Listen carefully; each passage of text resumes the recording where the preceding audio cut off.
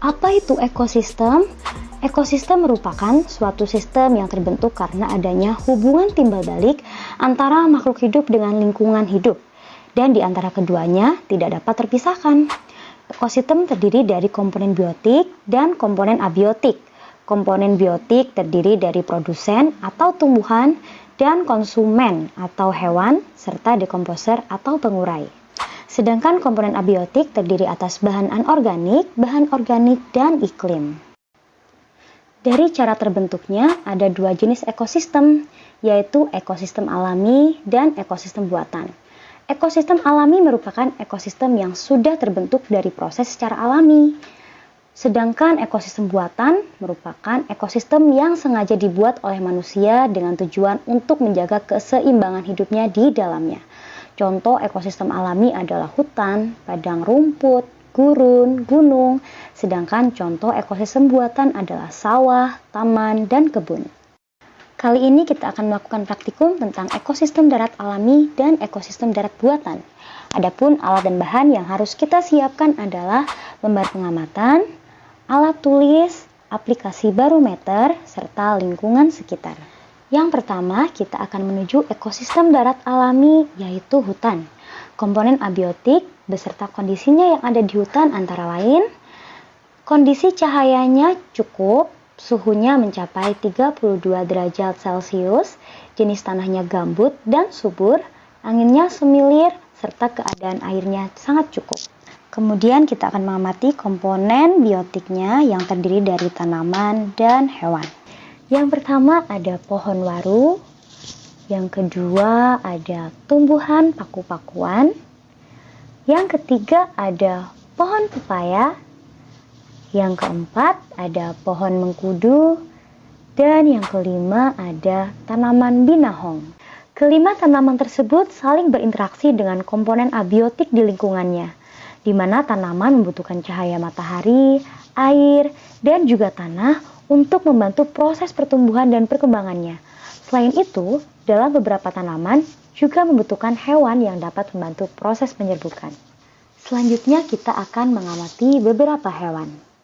Yang pertama ada lebah, yang kedua ada laba-laba, yang ketiga ada kutu putih, yang keempat ada semut, dan yang terakhir ada kupu-kupu merbabu.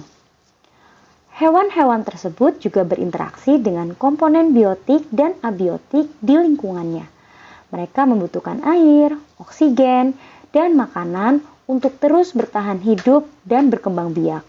Dalam hal ini, tumbuhan sebagai produsen dan hewan sebagai konsumen. Selain itu, terdapat juga dekomposer atau pengurai. Mereka adalah makhluk hidup atau organisme yang memperoleh energi dengan cara menguraikan sisa-sisa makhluk hidup lain yang sudah mati. Nah, di dalam ekosistem hutan ini, pengurai yang ditemui yaitu jamur, bakteri, dan berbagai jenis cacing. Selanjutnya kita menuju ekosistem darat buatan yaitu sawah. Komponen abiotik yang akan kita amati meliputi cahaya. Terlihat cahayanya sangat terik, suhunya mencapai 32 derajat Celcius, tanahnya sedikit kering, anginnya cukup semilir, dan kondisi airnya cukup banyak.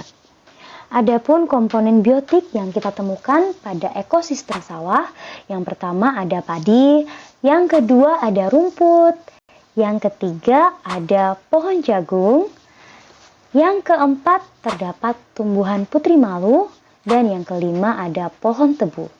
Semua tanaman tersebut saling berinteraksi dengan komponen abiotik, di mana mereka membutuhkan cahaya matahari, air, dan tanah untuk membantu proses pertumbuhan dan perkembangannya.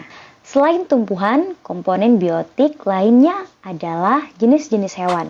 Yang pertama ada siput, selanjutnya ada semut, yang ketiga ada kadal, yang keempat terdapat belalang, dan yang kelima terdapat capung. Hewan-hewan tersebut juga saling berinteraksi dengan komponen biotik dan abiotik lainnya. Mereka membutuhkan air, oksigen, dan makanan untuk terus bertahan hidup. Adapun dekomposer atau pengurai yang ditemukan di ekosistem sawah adalah jamur dan cacing. Berikut adalah tabel hasil pengamatan komponen abiotik dan biotik ekosistem darat alami dan ekosistem darat buatan.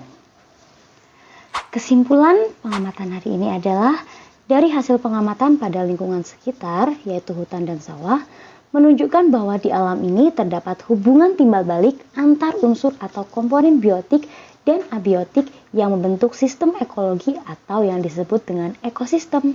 Interaksi tersebut mendukung keseimbangan alam yang menguntungkan bagi makhluk hidup termasuk manusia. Sampai di sini dulu praktikum hari ini. Sekian dan terima kasih.